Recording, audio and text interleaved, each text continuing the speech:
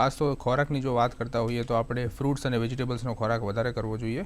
અને ચોમાસામાં યુઝ્યુઅલી આપણી પાચન ક્રિયા થોડી મંદ રહેતી હોય છે અને શ્રાવણ મહિનો પણ આવતો હોય છે. એનો સાયન્ટિફિક રીઝન જ આ છે કે પાચન ક્રિયા નબળી હોવાથી લાઇટ ફૂડ ખાવું જોઈએ. ફ્રૂટ્સ અને વેજીટેબલનો વધારે ઉપયોગ કરવો જોઈએ અને હોટ સ્પાઇસી અને તીખો અને જે ખટાશવાળી વસ્તુઓ એનો ઓછો ઉપયોગ કરવો જોઈએ ખોરાકમાં. આ બધા ડિસીઝીસ પ્રિવેન્ટ કરવા હોય ચોમાસામાં તો એક તો ક્લોથિંગની આપણે જેમ કે કપડાની વાત કરીએ, લાઇટ કોટનના કપડાં પહેરવા જોઈએ. પ્લસ તમારે શૂઝ છે, શૂઝના બદલે ટાઇટ શૂઝના બદલે તમારે સેન્ડલ કે ચપ્પલ પહેરવું જોઈએ, જેનાથી તમારે ટાઇટ શૂઝ કે સોક્સ ને બધું ભીનું ના થાય, પરસેવો ના થાય અને ભેજના લીધે ફંગલ ઇન્ફેક્શન ના થાય. અને ચોમાસામાં તમે જો પલળીને ઘરે પાછા આવતા હોય તો કપડાને પહેલાં નીકાળીને એકદમ સૂકવી દેવા જોઈએ. જો ભીના કપડાં પહેરશો તો ભેજનું વાતાવરણ વધશે અને ફંગલ ઇન્ફેક્શનના ચાન્સ વધશે.